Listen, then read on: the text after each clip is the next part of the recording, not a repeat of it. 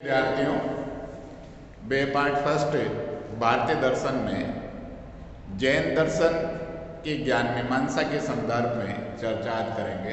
प्रमाण मीमांसा, जैन दर्शन की प्रमाण मीमांसा क्या है, प्रमाण क्या है।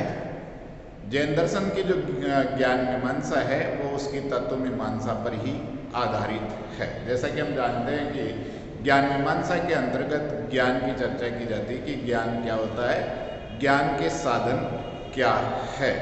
तो इसी के संदर्भ में हम जो है जैन दर्शन के ज्ञान के संदर्भ में चर्चा करेंगे और कितने प्रमाणों की चर्चा जो है जैन दर्शन में की गई है उनके बारे में बात करेंगे। भारतीय दर्शन के अंतर्गत जैसा कि हम जानते हैं कि प्रत्येक भारतीय दर्शन अपने अपने ढंग से प्रमाण की सत्ता को मानता है, प्रमाणों को मानता है। चार्वाक दर्शन के संदर्भ में हमने देखा था कि चार्वाक एक ऐसा दर्शन है जो केवल प्रत्यक्ष को ही प्रमाण मानता है। जैन दर्शन प्रमाण विचार के अंतर्गत जो है तीन प्रमाणों की सत्ता मानता है, प्रत्यक्ष, अनुमान और आगम या शब्द प्रमाण। तीन प्रमाण जो है जैन दर्शन के हैं जिसके द्वारा ज्ञेय वस्तु की का ज्ञान हमें जो है प्रमाणों के माध्यम से होता है। तो जैन दर्शन की जो ज्ञान मीमांसा की बात करेंगे कि ज्ञान मीमांसा का जो आधार स्तंभ माना जाता है वो तत्व मीमांसा मानी गई और तत्व मीमांसा को सिद्ध करने के लिए ही ज्ञान मीमांसा की आवश्यकता होती है कि ज्ञान क्या है इसके संदर्भ में हम देखेंगे। और ज्ञान के जो तीन साधन बतलाए गए हैं, प्रत्यक्ष है, अनुमान है और आगम या शब्द है, उसके संदर्भ में पहले प्रमाण प्रत्यक्ष के संदर्भ में चर्चा करेंगे। तो ज्ञान के संदर्भ में जैसा कि हम कह रहे हैं कि ज्ञान को आत्मा का स्वरूप जैन दर्शन के अंतर्गत माना गया है। आत्मा के लिए कहा गया कि ज्ञान जो है स्वपरभाषी है। स्वपरभाषी का तात्पर्य क्या है कि जिस प्रकार सूर्य का प्रकाश न केवल स्वतः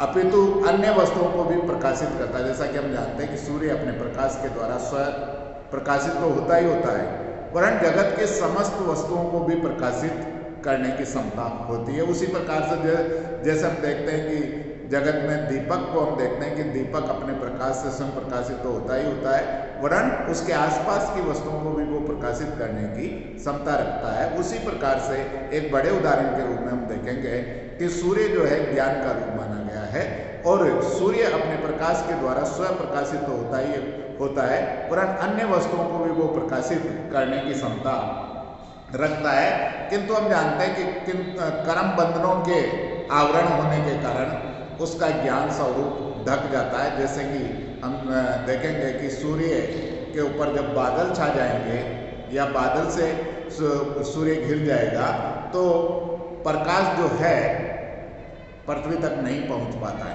सूर्य के गिर जाने के कारण, बादलों के गिर जाने से प्रकाश सूर्य नहीं दे पाता है। और उसी प्रकार से हम देखते हैं कि आत्मा कर्म बंधनों से जब गिर जाती है तो अपने अनंत ज्ञान का प्रसार वो नहीं कर पाती है। कर्म बंधनों के कारण जो है, जो कर्म बंधन हमारे हैं वो बुरे कर्म भी हो सकते हैं, अच्छे कर्म भी हो सकते हैं। तो कर्म बंधनों के कारण जो है आत्मा जो है गिर जाने के कारण अपने अनंत ज्ञान का प्रसार नहीं कर पाती।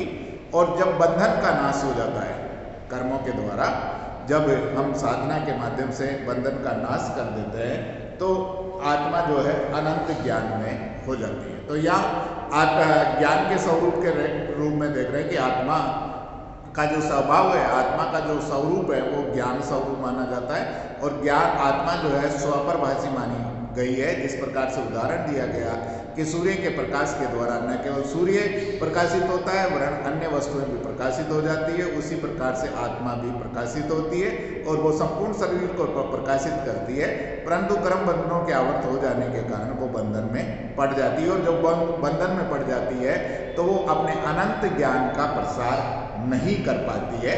तो अन्य दर्शनों से जो हम बात करेंगे, जैन दर्शन की ज्ञान मीमांसा के संदर्भ में चर्चा करेंगे, तो अन्य जो भारतीय दर्शन है, चाहे वो चार्वाक हो, चाहे बौद्ध हो या षड दर्शन हो, अन्य भारतीय दर्शनों से जैन दर्शन की जो ज्ञान मीमांसा है वो जटिल मानी जाती है, कठिन मानी जाती है।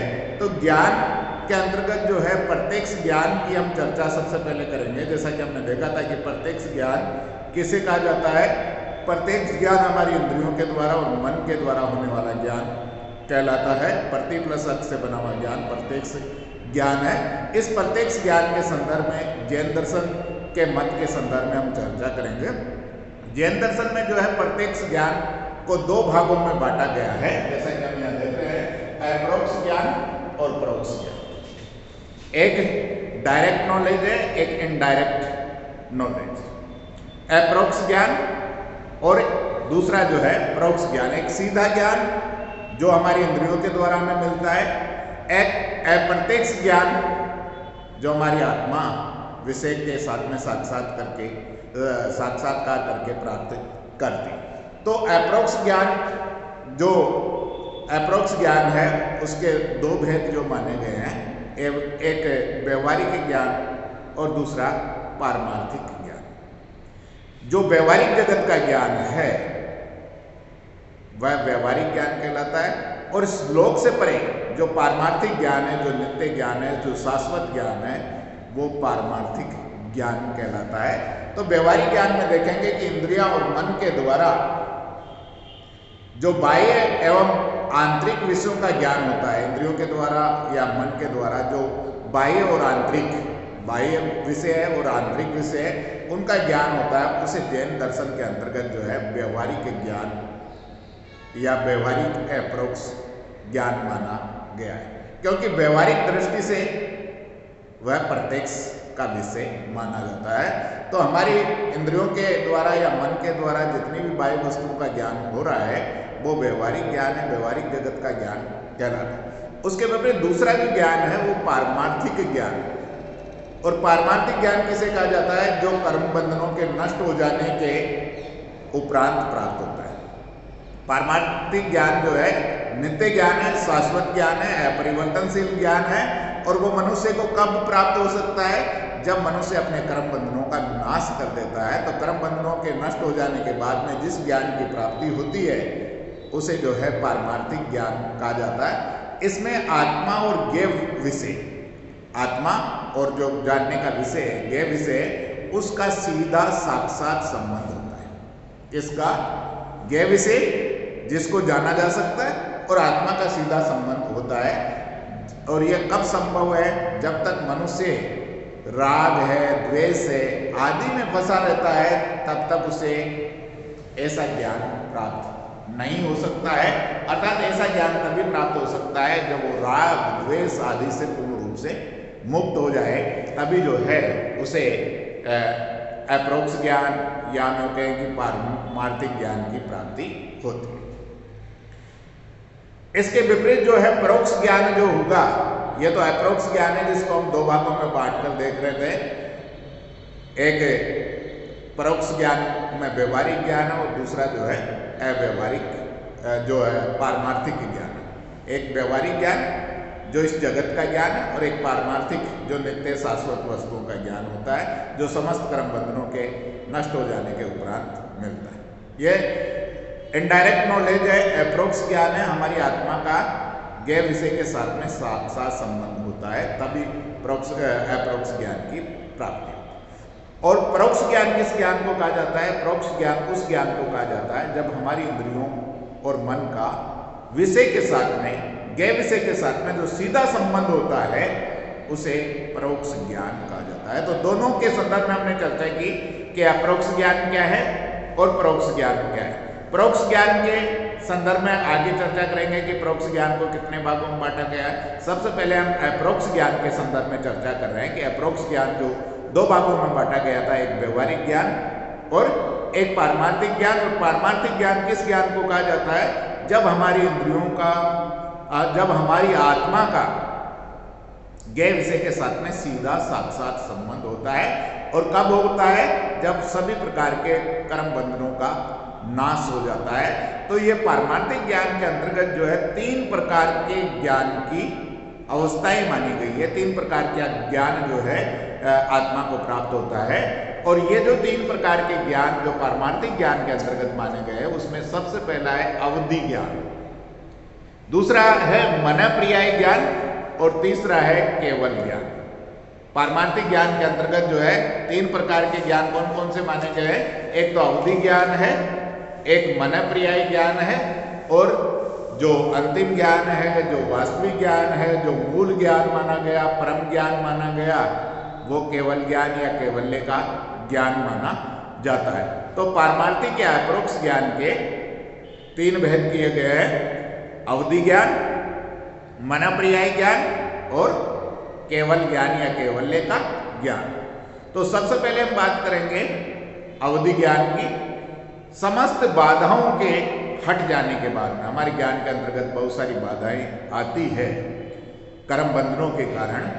कर्म बंधनों के नाश हो जाने के बाद में जब सब प्रकार की बाधाओं का नाश हो जाता है या सब प्रकार की बाधाएं हट जाती है, तब जो वस्तु का ज्ञान होता है, समस्त प्रकार की बाधाओं के हट जाने के बाद में वस्तु का जो ज्ञान होता है, उस ज्ञान को अवधि ज्ञान कहा जाता है।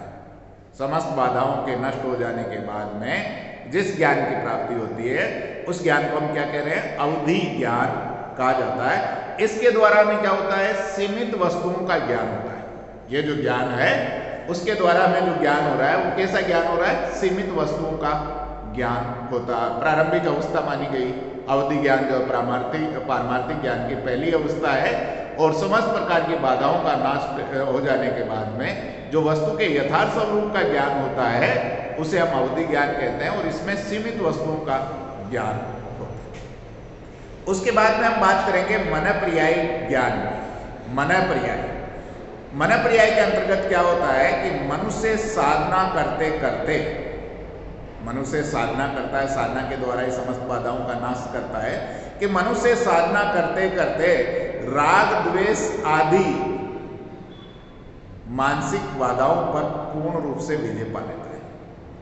साधना करते करते जो राग है, द्वेष है, आदि जितनी भी मानसिक बाधाएं हैं, उन पर पूर्ण विजय पा लेता है।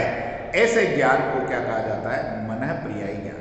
जब समस्त प्रकार की बाधाओं को नष्ट करने के बाद में योगी या साधक जो है राग द्वेष आदि पर पूर्ण विजय पा लेता है, तो जो ज्ञान, ऐसी स्थिति में जो ज्ञान मिलता है, उस ज्ञान को मन पर्यायी ज्ञान कहा जाता है।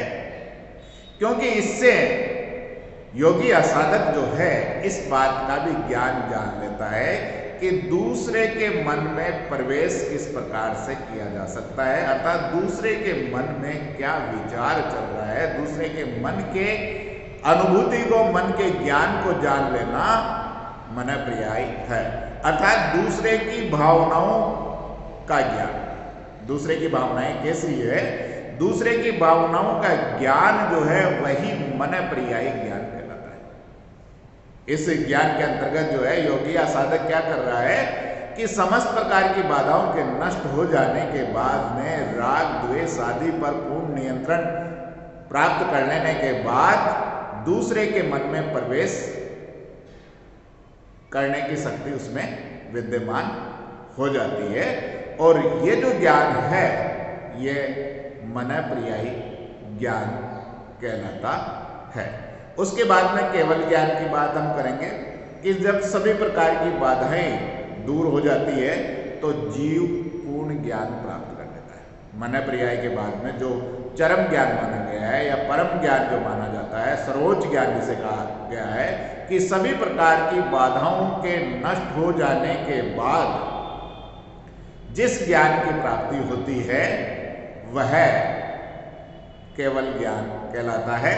यह पूर्ण ज्ञान है जो पूर्ण ज्ञान की प्राप्ति कर लेता है, और यह ज्ञान मुक्ति के बाद ही प्राप्त होता है।